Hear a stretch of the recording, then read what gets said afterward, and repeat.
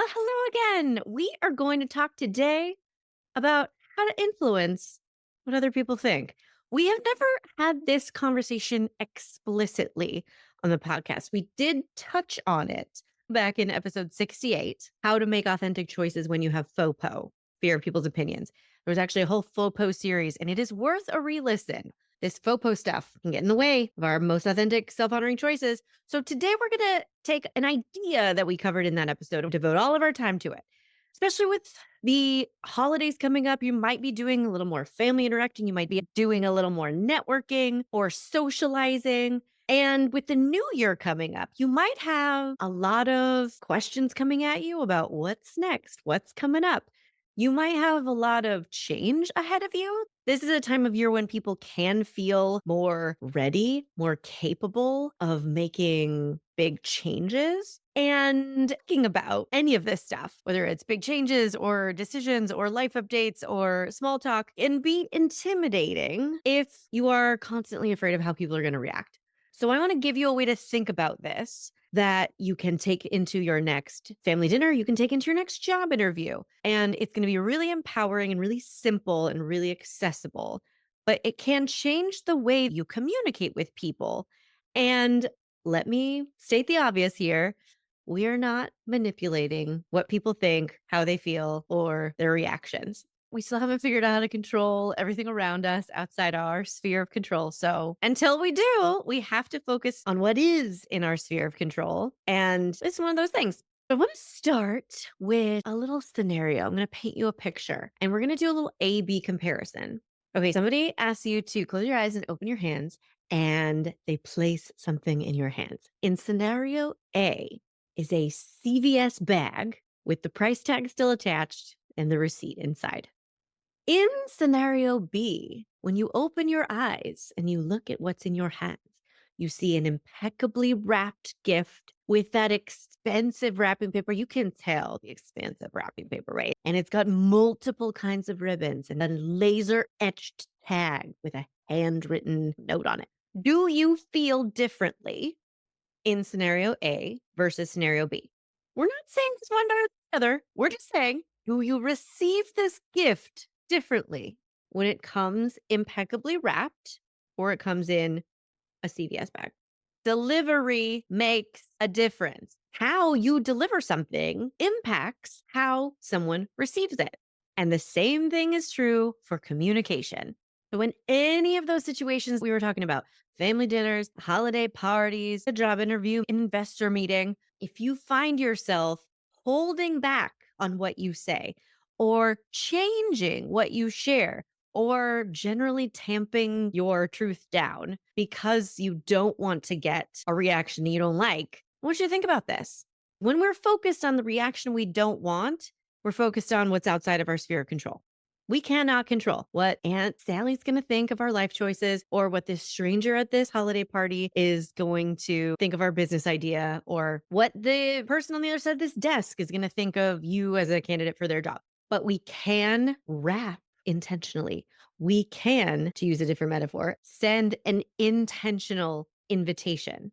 You can invite people to react in the way you would prefer. It's not manipulating because they gonna do what they gonna do. But I want you to notice the influence you do have. You can hand somebody a CVS bag.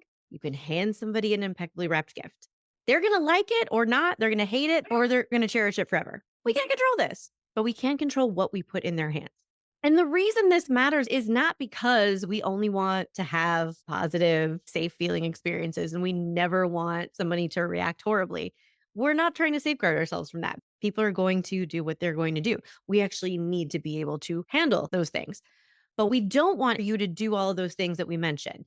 Tamp down your truth, make yourself smaller, change what you share. If that's not what you want to do, I am all for just getting through a situation that you don't want to be in any way you can. So if you have to small talk and lie to get through a long line full of strangers or a dinner you don't want to be at, that's fine. Do you? I'm not mad at that. But I had a client once who had been wanting to leave her job for a long time. Something that was holding her up was this fear of telling people because she had painted such a vivid and terrible picture of how they were going to react. And she didn't want to experience that to the point that she was not making the decision she wanted to make. This is where my decision coach self has to step in and we have to say, all right, this has become a problem. It's preventing you from making your most authentic, self honoring, aligned decision.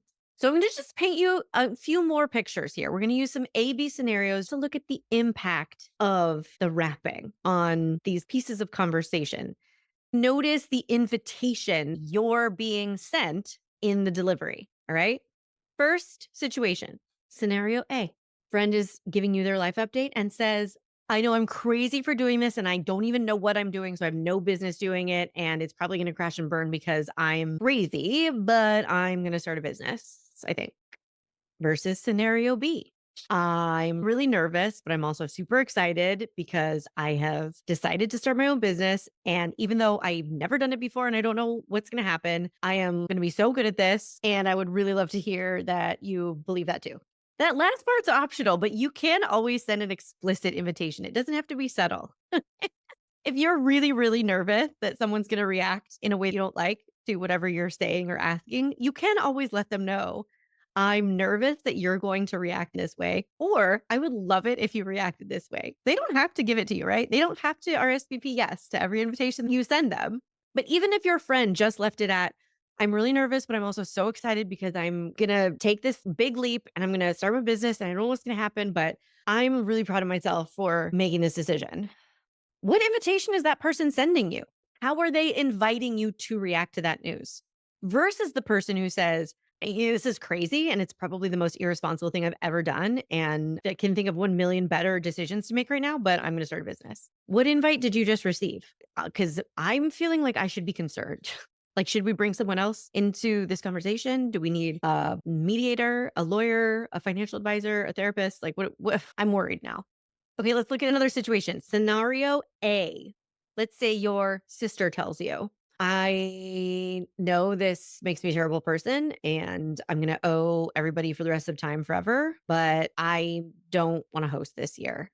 I'm the worst. Oh, okay. What invitation did you just receive?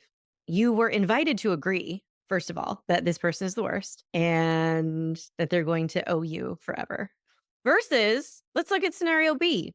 Your sister comes up to you and says, you know what? Honestly, I've been really overstretched. The only reason that I would host this year would be to appease people out of obligation. But that would mean depriving myself of the opportunity to feel better. And it would be depriving everybody else the opportunity to support me in feeling better.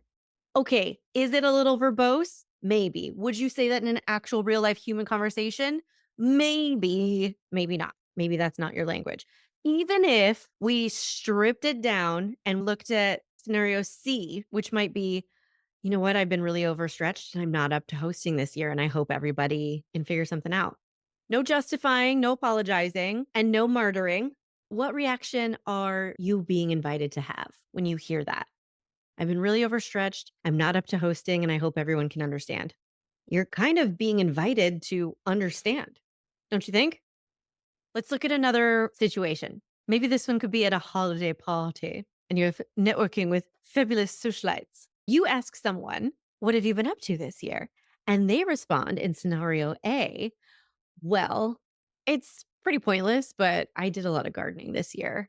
It's boring and lame. Let's talk about you. It's a very clear invitation, right? Do not engage. What about scenario B? Actually, I really got into gardening this year, which surprised the heck out of me because I've never done that and never saw myself doing it. But it was actually really meditative and it was super fun getting good at something I've never done before. What invitation did you just receive? I don't know, to be happy this person found happiness in a garden? Okay, you might be thinking at this point, I've given you a lot of examples of how to Susie Sunshine a situation or present things in only a positive way. And this is the part of our podcast where I need to remind us what we're here to do and what we're not here to do. We're not here to Susie Sunshine everything. We're not talking about how can I make every single thing that comes out of my mouth pleasant and positive and socially acceptable. None of us would listen to that podcast. Let's go back to our goal.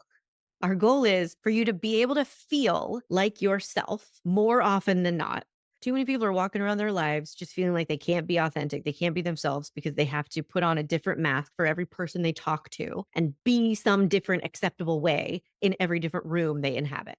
Our goal is to help you feel like you have access to being yourself more easily, more often, and to be able to make more authentic, aligned, self honoring choices. If your choice is to connect with people on some real human level at this party, you probably want to know what invitations you're constantly handing out to people in the things you say. If your decision is to do the best you can at this job interview, you want to be aware of the invitations you're sending these people you're talking to. The point is not for everybody else to be happy and like what you're saying and respond positively. The point is for you to know what's in my control and am I utilizing that control? We want you to start noticing when you're either hyper focused or subconsciously focused on what are they going to judge? How are they going to react? Are they going to support this? Are they going to think this is stupid? Are they going to like this idea? Are they going to support me? Are they going to accept my decision? And those are all normal human things to be focused on, either hyper or sub. But we don't want to just leave it there. We don't want you to be sitting in this puddle of fears and questions and then send you into a party or a job interview. So here's an example of how you can send an intentional invite to respond in a certain way, even with information that doesn't sound explicitly positive. Scenario A, unintentional invite. I have no idea what I'm doing next year. I have no plan. I stressed about it every single day. I've not slept in weeks, and it's my own freaking fault for getting myself in this situation. So I don't even know what to do. That could be a normal vent sesh. We are not hating on scenario A. We're just noticing the invitation being sent. By the way, I keep flipping these examples around because it's easier to understand the impact of the delivery system when you're on the receiving end. It's easier to be in your head when you are the deliverer of information and assume how people are going to think and feel and respond. That's why I want you to be able to inhabit the receiver of these life updates and these questions of these small talks. So you can notice as the receiver, oh, the delivery really does make a difference. Okay, so we got the unintentional invite in scenario A. I have no idea what's happening. This is my fault. Well, scenario B, we're not going to sugarcoat it. We're not Susie Sunshining here. This is just putting some intentionality on the invite we send. I'm actually really struggling right now because I don't have solid plans for next year. And this is where your intentionality can help you have a richer, more fulfilling experience. Because in order to be intentional, you have to have an intention. And that requires you to go beyond just complaining or just regurgitating the same information you've been saying all night, or just ruminating or just spouting off resume bullet points. It actually requires you to have an intention of why am I saying this thing to this person? Am I just living inside my stress? So every single time I get an opportunity to talk about it, I just say the same thing over and over again and get stressed out again. I don't know what's happening next year and it's my fault and I haven't slept in weeks. What's the intention of that? I understand. I understand. We got to vent and we can't overthink every single thing that we say. I don't want you to do that. We're not encouraging that. But when you are afraid of getting a negative reaction or a response that is not going to make you feel great, that can be a really good cue to step back and think about why would I be sharing this information in the first place then? If I'm afraid they're going to react poorly, why would I even risk that? What's the point of talking about this thing or sharing this news? Even if you're not looking for a solution or a pep talk. In scenario B here, I'm actually really struggling with not having solid plans for next year, and I could use a hug. What if that's your intention? My intention with sharing this thing is to just get support and feel like I'm not alone in this moment. I don't need this person to hand me a job. I don't need this person to hand me a life plan. Just need a hug. What if that's your intention?